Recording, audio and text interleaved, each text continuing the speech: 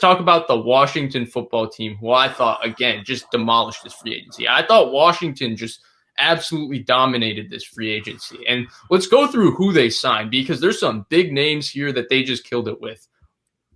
Starting off, Curtis Samuel, 3 years, $34.5 million. William Jackson, 3 years, $42 million.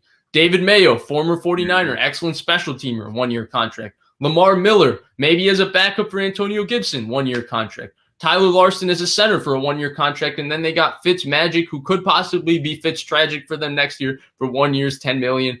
Quarterback aside, I loved everything they did, and it was really about those two names at the top, Curtis Samuel, William Jackson. Big needs, big-time players. Jason, talk to me. Did Washington kill it, or am I just being crazy? No, man. I mean, well, let's just talk about the sad stuff first. The Curtis Samuel thing we should have seen coming based on Scott Turner connection, Ron Rivera, the way that they used him, and that sort of thing. So now you're going to line him up across from Terry McLaurin.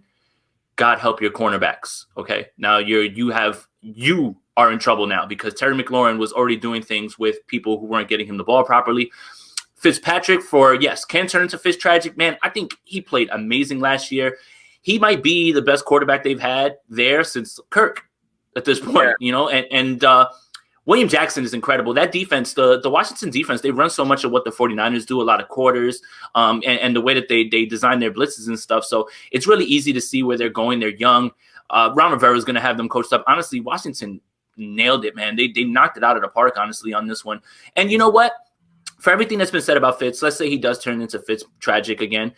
Taylor Heinicke was all right, man. Like, he was solid in that game against the Bucs. He was the team that came closest to beating the Bucs, I feel like. Yeah. I mean, besides Aaron Rodgers, right? Like, he took them right to the last second, basically. So, I mean, look, I'm not trying to advocate for him. I'm just saying the way that they're coaching, the culture's changed.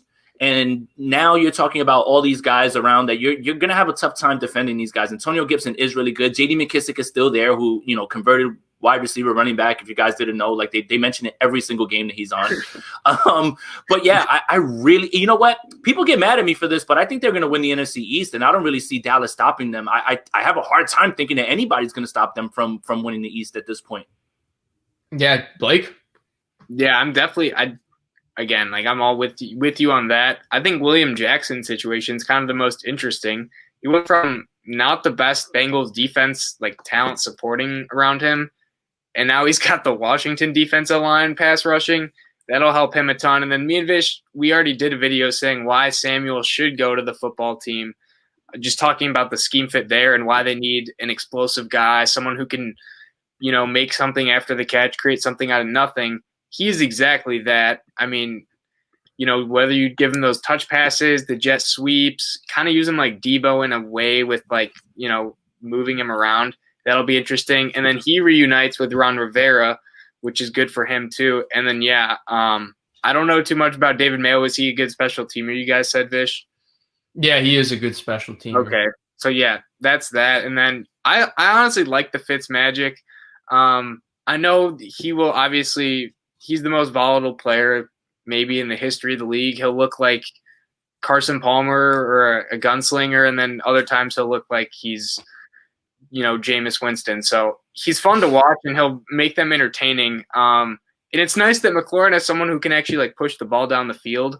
Like, this man has had quarterbacks that don't look beyond 10 yards past the line of scrimmage. So for him, that's going to be awesome. But yeah, I really like them in the East, especially, they're just the most complete team out of all the NFC East teams. So they're going to be So in the East, for me, I'm actually not even Dallas. So I like this team Giants. For sure, and then I like the Giants the second. I think the Giants are loaded up front on both their on both their lines, and I think that's going to make the big difference between them and Dallas, because I think Dallas even losing Zeitler, Vish. I still think so. Yeah, they're getting sold. So Solder opted out. And he's going to be Solder's back coming back. Andrew Thomas, I think, will play better. Their defensive line is big and mean. Dexter Lawrence, Leonard Williams, those guys. The defensive line. The defensive line, I'm not here to dispute that. It's just that a lot of people around here are nervous about the line. And when they got Solder, it was towards the end of his career. He played okay in the 1 year, and then he opted out. So, I think that they're banking on a guy to be back and be, whatever they think he's going to be. And that's, I mean, what I have to dig into more now is because when Solder was there, it wasn't Garrett's system. So I need to look more when I watch I'm going to have to start watching the film on them now, because one of my friends is like asking me, hey, what do you think about Solder? And I want to see how he fits with Garrett's system, and I want to see how that'll work too. So let's see on that. It'll be better. It'll be better, but he's not going to come in and be an all-pro type player. I just think he'll be solid. And I think the Galladay is going to do a lot for Danny Dimes. But we're not talking about the Giants. We're talking about the Washington football team, who I think killed it in free agency outside of one signing. Now, I'm going to disagree with you. First, let's start with William Jackson. Man-to-man lockdown cover corner. Okay, he's not like a top 5 corner in the NFL, but the things you can ask him to do and how gifted he is physically, there's not a lot of corners in the NFL you can ask to do that. He's a true corner that you could actually put on the other team's best receiver, and he would give you a fighting chance. He matches up well. He's a smart player. He's a good player. Curtis Samuel, loved it. I love Curtis Samuel. I mean, I have an affinity for these kind of players. Like Kadarius Toney is my favorite player in this draft. My favorite player in the NFL is Deebo Samuel. I love Curtis Samuel. I love these do-it-all receivers that just knock people around when they're running with the ball, or shifty, do it all. I love them. Jason, can we just stop saying his name for a little bit? Every time you say Curtis Samuel, it just hurts. It hurts you. Curtis Samuel. He's definitely one of my favorite players in the league, if not, and I've been banging that drum, for years. And anybody, awesome. Anytime anybody would ask me, well, look at his numbers. Well, look at his film. He's wide open by 15 yards, and the quarterback either overthrew him or underthrew him completely. Yeah. He can't do anything about that. Yeah, so I think their front is going to be better. Jonathan Allen, in my opinion, was the best defensive lineman on that team last year. I thought Daron Payne was a monster. Now, everybody talked about Chase Young. I think they'll be rightfully talking about Chase Young this year, because I think Chase Young is going to be much better, and he's actually going to be a defensive player of the year type conversation type player. And so I think the big question mark, I have to talk about the quarterback. I just look at the team, the way this team is built. They're going to have a dominant defense. They're going to be able to run the ball with Gibson. They have a good offensive line. Bringing Brandon Sheriff back on the franchise tag was humongous. He's one of the best guards in the NFL. And then you add the fact that you have Curtis Samuel. You're going to be able to do so many creative gadget type things with Gibson, who's great in the receiving game, and Curtis Samuel, who's great in the short to intermediate game and after the catch. So is McLaurin.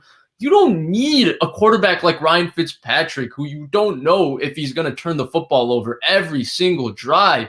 You just need someone conservative, smart, who's going to make good decisions constantly, take care of the ball, because there's enough talent on this team where that talent will carry you. The defense is going to be top 3 in the NFL. The offense with Terry McLaurin, Curtis Samuel, Antonio Gibson it's going to be a well-oiled machine, and Scott Turner's a solid play caller. I just don't understand why I hope this is not their quarterback next year. I really hope it's not. It's just whenever you have a little bit of expectations, whenever you think this guy is going to be the guy, whenever you think, well, we can make it to the playoffs with him, he becomes Ryan Fitz turnover, and he just turns the ball over like it's his job. It's like he's contagious to taking care of the football. He just keeps throwing it to the other team, and so because of that, I cannot see this team going into next season. Keep him as a highly paid backup that you can catch lightning in a bottle. Get a good, solid quarterback. I think that I don't know who's available at the moment. I don't know what their situation is, but I hope it's just a competent quarterback. It can be even like a Case Keenum type, just a guy that's not going to make a mistake, because this team is good enough where the supporting cast could maybe carry them to an NFC Championship game, maybe a Super Bowl, depending if they explode. Alex Smith did that for them for a little while, but he limited them because he just really couldn't make plays. But that's what you're talking about. You're talking about somebody like that who won't turn the ball over like that. Right. And Alex, the problem was Alex Smith, like I think 3 years ago, Alex Smith would be perfect for them. After this injury, you just don't know about his health. He wasn't even throwing the football very accurately, short to intermediate this year. So he wasn't throwing many spirals. He wasn't really throwing it well at all. I just think that they can't bet on that. But yeah, Washington football team killed it this free agency. But Vish, I for you though. Huh? So I know you said like the Fitz tragic, and I agree. Like that'll happen. Like it's bound to happen. It happens at the Fitzpatrick cycle. But like realistically, who do you think they could have gotten that would be kind of like that Alex Smith role? Like You think Dalton. Mariota could do that? I'd have preferred Dalton for them. It's the same contract basically either way. I know Jason prefers Fitzpatrick to Dalton. I think do. Andy Dalton. I would have preferred Andy Dalton for the Washington football Dalton would have team. been fine. That's nothing bad. Like me preferring Fitzpatrick isn't the difference between Aaron Rodgers and like the 31st quarterback. It's very close. Like, it's not that drastic. But that's a good point. Andy Dalton would have been fine for them.